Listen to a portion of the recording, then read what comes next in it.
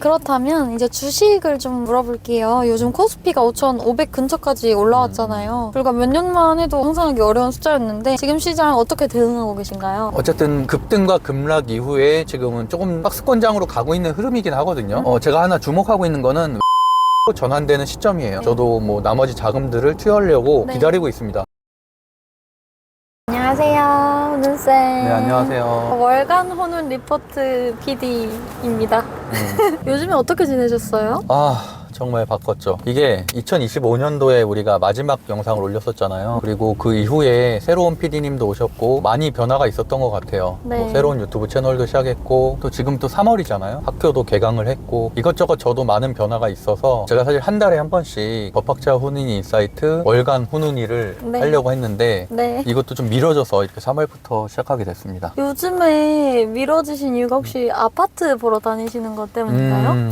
맞아요. 많은 분들이 제가 뭐 경매 강사도 오래 했고 재테크 강의를 거의 7년 동안 거의 매달 해와서 당연히 유주택자 말 그대로 시세 차익을 엄청나게 본 주택자라고 생각할 수도 있는데 저는 아직도 무주택자고요. 아 진짜요? 저도 2020년도에 막차를 탔어야 되는데 그때 못 타고 다른 분들이랑 비슷한 상황이겠죠. 더 떨어지겠지라고 생각하다 보니까 거의 지금 이 2배가 오르는 이 장세를 사실은 즐기질 못했어요. 어떻게 보면 또 많은 또 시드를 주식에 쓰기도 해서 그렇기도 한데 어쨌든 조금 아쉬움이 좀 큽니다. 특히나 요즘처럼 아파트 값이 정말 많이 오른 이 상황에서는 내가 왜 그랬을까? 그런 생각이 가끔 들어요. 그렇다면 1년 사이에 가격이 정말 많이 올랐잖아요. 이 상승의 가장 큰 원인은 뭐라고 보세요? 우리 오세훈 시장님 때문이시죠. 우리 북카페 세모 때도 나랑 같이 사진을 이렇게 어깨동무를 하고 사진을 찍었었던 오 시장님. 그때 토지 허가제를 작년에 잠깐 풀었을 때가 있었거든요. 그때 이제 지방에 있었던 많은 자산가들이 이때가 기회다라고 해서, 왜냐면 지방에 이미 거주를 하고 계신 분들이 있기 때문에 서울의 실거주 요건을 맞추기가 어려운 상황이었었는데 토지 허가제를 잠깐 풀었었거든요. 그때 마구 들어오면서 아파트 값이 그 당시에만 한 30% 가까이 뛰었습니다. 30%? 그래서 보통 12억, 13억 하던 아파트들도 지금 그때 뛴 거가 아직 안 내려갔기 때문에 거의 18억, 20억 가까이. 그래서 더 힘들어졌습니다. 그러시군요. 기분이 어떠신가요? 그래도 뭐 오시아 사랑합니다. 저는 나중에 광진구청장을 꼭 하겠습니다. 그러시군요. 그렇다면 요즘 무주택자들이 가장 고민하는 질문입니다. 지금이라도 영끌해서 사야 하나라는 고민을 하는데 어떻게 생각하세요?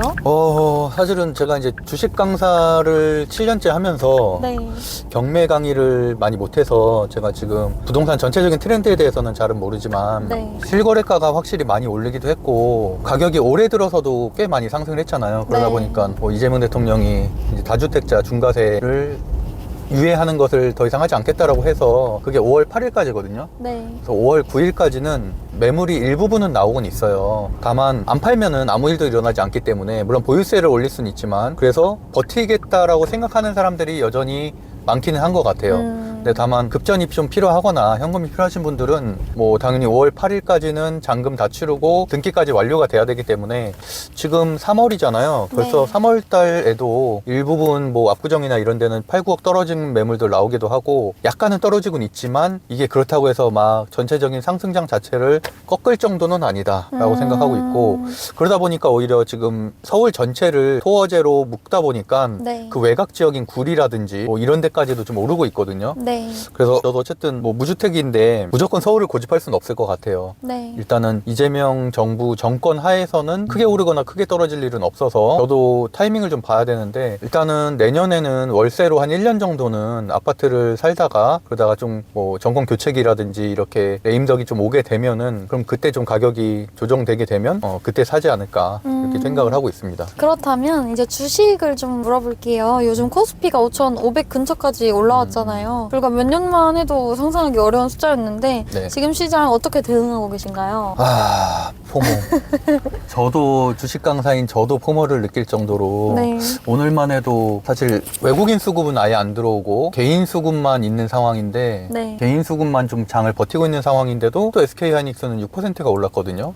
물론 SK하이닉스는 저도 얼마 전에도 130만 원까지는 중장기적으로 무조건 간다라고 얘기를 했지만, 그렇다고 쳐도 오늘 같은 시장은 정말 매수하기가 쉽지 않은 시장이거든요. 개인 매수세밖에 안 들어오고 있고 외국인은 계속 팔고 있고 미국 이란 리스크는 해결되지 않았고 주말 동안에는 이번에는 또 환율도 1,600원 돌파했고, 그러니까 리스크들이 너무 많은데 무작정 아무리 실적주라고 해도 사기에는 좀 애매한 장세라는 거죠. 그래서 참 어려운 상황입니다. 저도 이렇게 느낄 정도면은 아무래도 주식을 이제 막 시작하셨거나 경험이 별로 없으신 분들은 더욱더 이런 포모를 느낄 것 같아요. 사실 지금처럼 포모가 오는 장세에는 뭐 연끌을 한다던가 아니면 뭐 이제 신용으로 대출을 받아서 진행을 하시는 분들도 많을 것 같은데 최근에 한번 크게 떨어진 적도 있었잖아요. 네, 맞아요. 그런 경우에는 사실 지금처럼 바로 들어가기보다는 좀 더 조정을 기다리는 게 맞다고 생각하시나요? 아무래도 청산이 되게 된다면은 선물을 하셨거나 CFD 계좌처럼 레버리지를 과도하게 쓰는 분들은 이번에 하락빔 나왔을 때 대부분 다 청산이 됐을 것 같고, 그래도 아직은 신용예수가 굉장히 많이 있다고 하더라고요. 근데 차라리 반대 매매를 나갈 거면은 반등이 없어야 되는데 이번에도 이틀 떨어지고 3일째 또 반등을 하다 보니까 제대로 네. 털리지가 않았거든요. 네. 차라리 3일, 4일 정도 급락을 해서 지수 고점 대비해서 한 20% 정도 밀어버리면 그때 털릴 사람들은 다 털고 나서 오히려 좀 깔끔하게 올라갈 수가 있는데 네. 지금은 개인 투자자들도 너무 영리하니까 지수가 급락하게 되면 또 저가매수에 들어오게 되고 네. 오히려 기관 투자자들보다도 더 영리한 플레이를 하고 있어서 쉽지는 않을 것 같아요. 그리고 또 워낙 시중에 지금 자금이 많잖아요. 아까 말한 대로 뭐 이재명 대통령이 지금 부동산 대책으로 좀 쪼이고 있다 보니까 그 자금들이 특히나 ETF, 코스닥 ETF 쪽으로도 많이 들어왔거든요. 그래서 ETF로 많은 자금들이 들어와 있고 또 아직까지도 이런 주식 예탁금이 110조 정도 된다고 하니까 역대 최대거든요. 그러니까 결국에는 개인이 좀 버티고 있는 장세인 거는 맞아요. 다만 뉴노멀인데 결국엔 새로운 기준이 어디까지 작용할지에 대해서는 뭐 저야 지금 주식이 7년 차지만 20년 30년 되신 분들도 되게 답답해 하더라고요. 왜냐면 아무도 경험해보지 못한 장세기 네. 때문에 기준점이 없다는 거예요. 그래서 이 방송을 보시는 분들도 답답할 테지만 뭐 전문가들도 답답한 거는 마찬가지라고 전 생각을 합니다. 네. 그래서 뭐 저도 제 주변에 있는 전문가들과도 많은 얘기를 하고 있지만 참 기준점이 없는 장세인 것 같아요. 다만 하나 확실한 거는 어쨌든 반도체는 실적은 지키고 있다. 그래서 오늘도 SK 하이닉스가 그렇게 많이 급등을 한 거고, 오늘 같은 경우는 이제 엔비디아 GTC가 오늘부터 네. 시작이거든요. 그래서 거기에 또 최태원 회장이 최초로 참여했다고 해서 그 제로로도 6%나 올라버리는. 그러니까 우리나라 시총 2위 기업이 네. 이렇게 6%나. 그런 제로로 6%나 올랐다는 것 자체가 참 혼동스러운 장인 것 같아요. 어쨌든 급등과 급락 이후에 지금은 조금 박스권장으로 가고 있는 흐름이긴 하거든요. 다만 제가 하나 주목하고 있는 거는 외국인 매수세가 지금 순매도에서 순매수로 전환되는 시점이에요.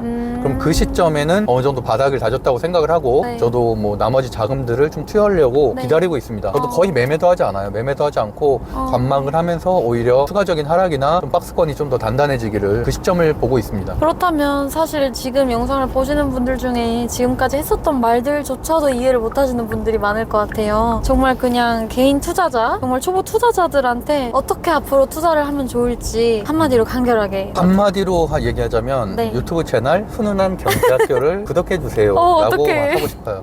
정말 여러 이야기 해주셨는데요. 요즘 가장 크게 느끼고 계신 뭐 감정이나 인사이트가 있으실까요?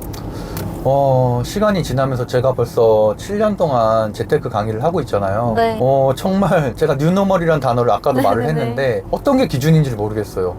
그러니까 사실 2년 전만 해도 주식시장이 이렇게 폭등할지도 몰랐고 2년 전이 아니라 불과 작년 7월만 해도 이렇게까지 주식시장이 폭등하고 코스피 6천을 우리나라가 돌파를 하고 이런 걸 또 누가 상상이나 했겠어요. 근데 어쨌든 지금 벌써 이렇게 된 지가 3개월이 되다 보니까 네. 하나의 이것도 기준이 됐잖아요. 네네. 이제는 5천을 바닥으로 보는 전문가들도 나오고 있을 정도로 네. JP모건 같은 경우는 하이닉스 뭐 150만 원까지 간다 뭐 이렇게도 얘기가 나오고 있거든요. 그러니까 참 급변하는 시대고 기준점을 본인이 잡지 않으면 네. 참 휘둘리기 쉬운 시대 같아요. 근데 저 같은 경우도 오랜 기간 동안 재테크 강의를 해오면서 저만의 방식으로 시장을 읽는 눈들을 뭐 유튜브 방송을 통해서도 알리고 있고 저의 기준점을 좀 잡아가고 있잖아요. 그래서 조금 포모를 어떻게 보면 좀 덜 겪는 겁니다. 그래서 중요한 거는 본인이 기준점을 잡아가는 게 가장 중요한 것 같아요. 뭐 남들이 뭐 산다, 남들이 얼마 벌었다랑 자기를 비교해가면 사실 끝도 없거든요. 뭐 저도 나름대로는 주식을 좀 한다고는 하지만 뭐 제 주변에도 몇십억 벌었네 이런 소리 들으면은 포모가 온단 말이에요. 나 뭐 했지 그러면? 내가 그때 왜 그런 선택을 했을까? 라고 생각이 들지만 근데 그게 전부는 아니잖아요. 뭐 그렇게 많이 벌으신 분들도 더 욕심부리다가 한순간에 올해 초에 이더리움 좀 난 것처럼 모든 걸 다 청산당할 수도 있는 거고 제 아는 분도 몇십억 있었는데 그거 이더리움으로 다 날렸거든요. 약간 그런 분들도 분명히 있는 거니까 사실은 본인이 어떤 가치관을 갖고 본인의 가치관에 어떤 투자가 맞는가를 정하는 게 훨씬 더 우선이라고 생각을 하고 있습니다. 와, 오늘 인사이트 너무 감사하고 마지막에 마인드까지 설명해 주심으로써 구독자님들이 훨씬 더 마음에 와닿았을 것 같아요. 다음 달에 그럼 또 뵈는 건가요?